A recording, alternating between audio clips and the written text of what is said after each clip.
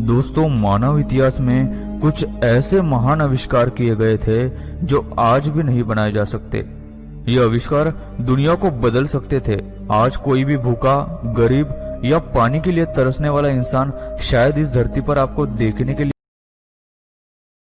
भी नहीं मिलता। लेकिन कुछ स्वार्थी और मतलबी लोग और सरकार ने इन महान आविष्कारों को कभी लोगों के सामने आने ही नहीं दिया।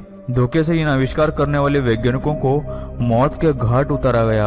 आज की इस वीडियो को लास्ट तक जरूर देखना। लास्ट में आप खुद बोलोगे कि शायद ये आविष्कार आज भी अस्तित्व में होते।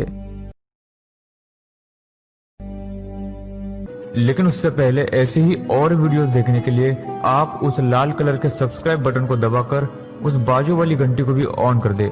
दोस्तों, निकोला टेस्ला अपनी सदी के ऐसे साइंटिस्ट थे जिनके आविष्कार उस समय से हजारों साल आगे रहते थे। ऐसा कहा जाता है कि उन्होंने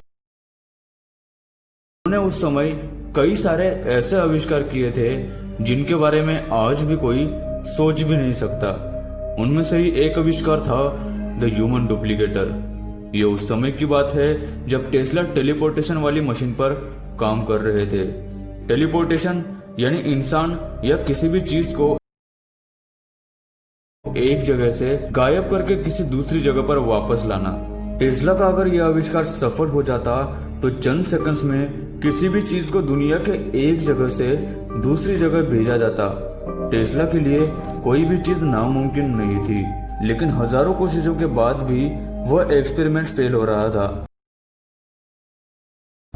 टेस्ला उस मशीन में एक टोपी यानी हैट को रखा करते थे, लेकिन वो जगह से हिल भी नहीं रही थी। एक दिन उन्होंने ये एक्सपेरिमेंट बिल्ली पर किया। तब उन्हें पता चला कि उनके लैब के बाहर और एक बिल्ली की आवाज आने लग गई। टेस्ला ने देखा उस बिल्ली जैसी हूबहू और एक बिल्ली वहां पे खड़ी थी, जो कहां से आई कोई नहीं जानता। और उसी बिल्ली के पास कई सारी हैट्स, जो कि नतीजा थी उतनी बार किए गए फेल एक्सपेरिमेंट का। यानी कि टेस्ला की वो मशीन लोगों को गायब तो नहीं कर सकती थी, लेकिन गायब करने के बजाय उनके जैसी हूबहू और एक चीज या इंसान बना देती थी। कहा जाता है टेस्ला से अनजाने में यह आविष्कार हुआ था, लेकिन टेस्ला की मौत के बाद यह आविष्कार कहाँ गायब हो गया ये कोई नहीं जानता। दोस्तों, नंबर 8 पर है प्लाज्मा बैटरी। डीबी2 पेट्रिनो ने प्लाज्मा बैटरी का आविष्कार किया था। ये इतनी कमाल की बैटरी थी जिसे एक बार चार्ज करने पर 3 साल तक आराम से चलाया जा सकता था। इसकी साइज नॉर्मल बैटरीज की तुलना में बेहद छोटी थी। उन्होंने इस बैटरी की मदद से अपना पूरा घर और उपकरण प्रकाशित कर दिए थे। इस कमाल के आविष्कार की वजह से पूरी दुनिया में इलेक्ट्रिसिटी की समस्या चंद सेकंड्स में हल हो जाती। गांव-गांव में बिजली पहुंच जाती, बस एक बैटरी की मदद से। पेट्रिनो एक बुद्धिमान इंजीनियर थे। उन्होंने टॉप कॉलेज से अपनी इंजीनियरिंग कंप्लीट की थी। जैसे ही उन्होंने यह आविष्कार किया तब उन्हें मिलिट्री ऑफ मॉस्को से निमंत्रण आया। मिलिट्री को उनका आविष्कार बहुत पसंद आया, लेकिन मिलिट्री ने पेट्रिनो के सामने कुछ शर्तें रखी जिनसे वो काफी नाखुश थे। जब उन्हें मिलिट्री यानी गवर्नमेंट के लोग मिलने आए तब से वो काफी टेंशन में रहने लगे और कुछ दिन बाद वो अपने घर से ही लापता हो गए। जब उनकी बहन पुलिस कंप्लेंट कर वापस आई तब पता चला कि गवर्नमेंट के 2 लोग पेट्रिनो के घर में घुसे और प्लाज्मा बैटरी लेकर चले गए। 1 साल बाद रशिया के वोल्गा नदी के पास उनकी लाश मिली। आखिर क्या हुआ उनके साथ किसी को नहीं पता, लेकिन पेट्रिनो की बैटरी की वजह से बड़ी बड़ी इलेक्ट्रिसिटी कंपनी का भारी नुकसान होने वाला था, जिसके चलते वह कंपनी पेट्रिनो को लेकर काफी चिंता में थी। दोस्तों, आपको क्या लगता है कमेंट में जरूर बताना। नंबर 7 पर है कभी न टूटने वाला कांच। दोस्तों, कांच के 2 गुण होते हैं।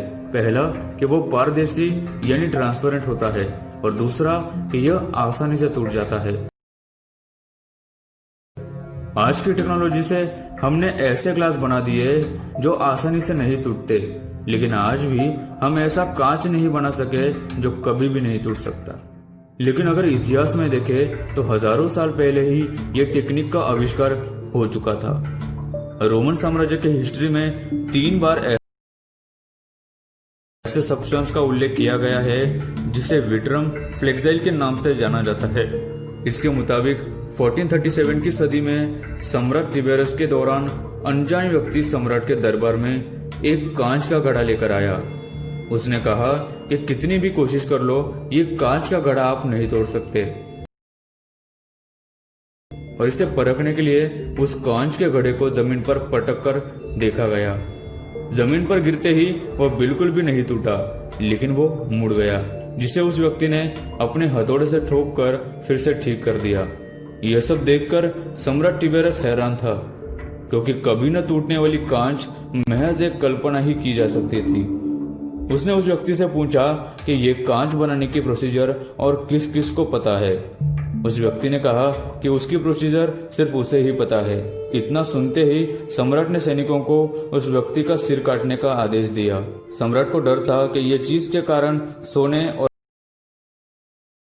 चांदी का मूल्य खत्म हो जाता, और इसी स्वार्थी और मतलबी राजा के कारण महान आविष्कार कभी न टूटने वाला कांच वही लुप्त हो गया।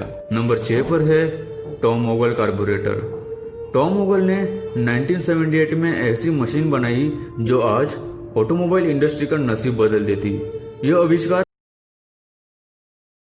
तब हुआ जब अपनी गाड़ी के फ्यूल टैंक में 19 साल के टॉम ने गलती से होल कर दिया।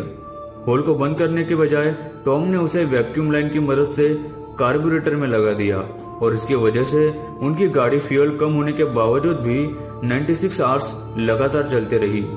इसके बाद उन्होंने लगातार कई सारे एक्सपेरिमेंट किए, जिनमें उन्हें सफलता भी मिली। उन्होंने फ्यूल पंप और कार्बोरेटर की जगह एक ब्लैक बॉक्स लगाया, जिसे वो फिल्टर कहते थे, और इसी की मदद से उन्होंने पत्रकारों के सामने थोड़े से फ्यूल से कई सारे किलोमीटर तक गाड़ी चला के दिखाई, और ऐसी मशीन का आविष्कार किया जिसमें ईंधन की खपत न के बराबर थी।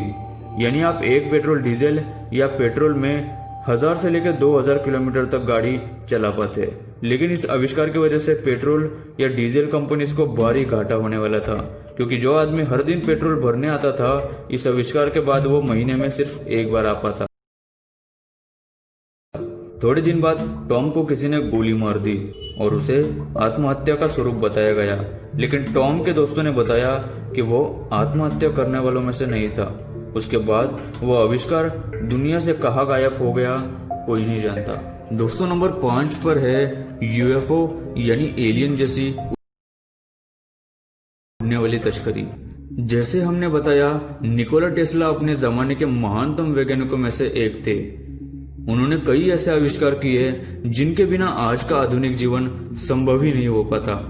उन्होंने ऐसे आविष्कार किए थे जिनकी लोग कल्पना भी नहीं कर सकते थे।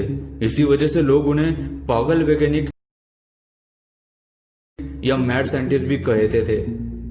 निकोला टेस्ला बचपन से ही तेज दिमाग के थे।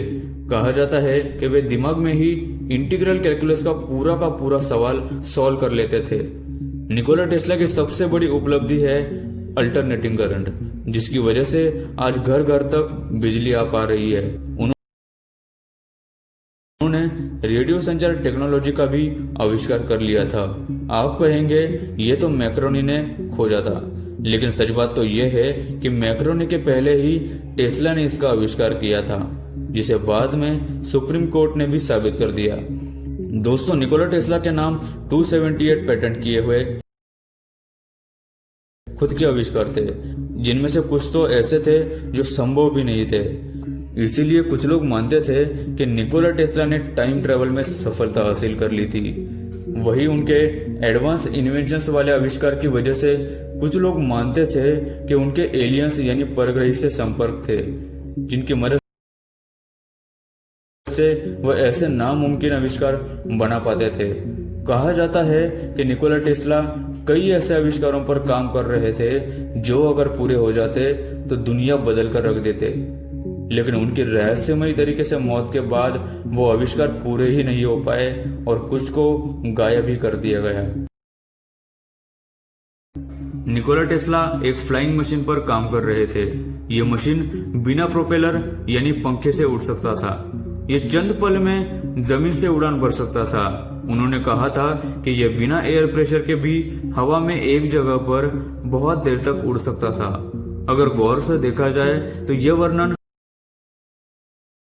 उन्हीं यूएफओस यानी उड़न तस्करी जैसा है जो एलियंस इस्तेमाल करते हैं। दोस्तों नंबर 4 पर है वंडरक्लिफ टावर।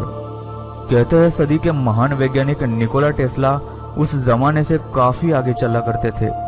उन्होंने कई ऐसे आविष्कार इस दुनिया को दिए जिन्हें शायद आज तक भी कोई वैज्ञानिक नहीं खोज पाता। वो हमेशा से ही इलेक्ट्रिसिटी से संबंधित एक्सपेरिमेंट्स अपने लैब में किया करते थे। उन्होंने ऐसी मशीन बनाई जो मशीन पूरी दुनिया को किसी भी कोने में बिजली बना के बिना वायर्स के जरिए पहुंचा सकती थी, जो बिल्कुल वैसे ही जैसे आज हम इंटरनेट यूज करते हैं। लेकिन वो तो सीधा इलेक्ट्रिसिटी थी भाई। उन्होंने ऐसी मशीन को बनाया जो पृथ्वी के अंदर की कंडक्टिविटी का सही उपयोग करने में सक्षम थी। एनर्जी को जमीन और वातावरण में मौजूद आयन की मदद से ट्रांसमिट करने में सक्षम थी।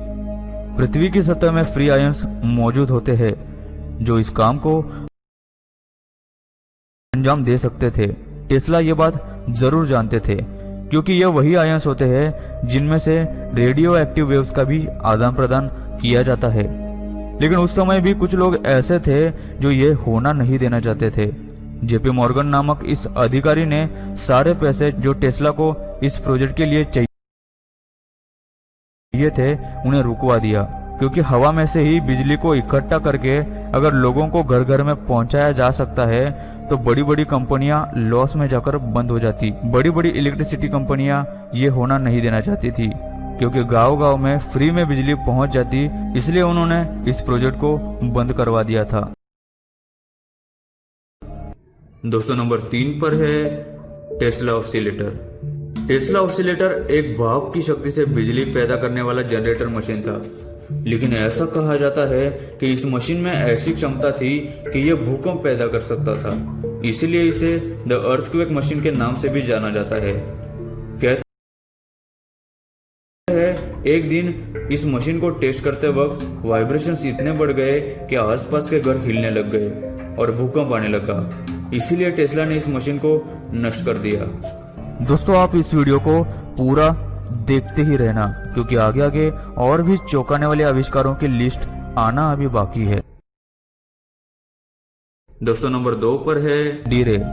दोस्तों निकोला टेस्ला एक ऐसे महान वैज्ञानिक थे जिनके बारे में कहना ही क्या। निकोला टेस्ला ने 1930 में एक पार्टिकल बीम वेपन का आविष्कार किया था। दोस्तों ये महान हथियार 10,000 एयरक्राफ्ट को 250 मील की दूरी पर एक साथ मार गिरा सकता था। यह हथियार इतना शक्तिशाली था कि यह जिसके भी पास होता वो बिल्कुल अजय हो जाता। लेकिन कहा जाता है कि डी रे निकोला टेस्ला थ्योरी पर कभी बनाया ही नहीं गया क्योंकि जो धनराशि इसके लिए चाहिए थी वो उन्हें कभी मिल ही नहीं पाई। उस समय लोगों का यह मानना था कि इस तरह का हथियार बनाना संभव ही नहीं है, इसलिए किसी भी कंपनी और किसी भी देश ने इनके इस प्रोजेक्ट पर पैसे लगाने के लिए मना कर दिया और यह आविष्कार उनकी मौत के बाद लुप्त हो गया। दोस्तों नंबर 1 पर है द क्रोनोवाइजर टाइम मशीन।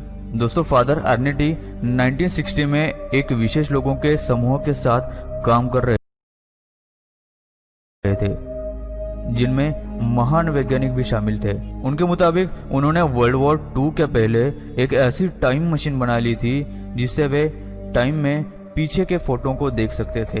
इस मशीन को उन्होंने द क्रोनोवाइजर मशीन का नाम दे दिया था। जैसे कि आप सब जानते हैं हमारे आसपास हर चीज तरंगों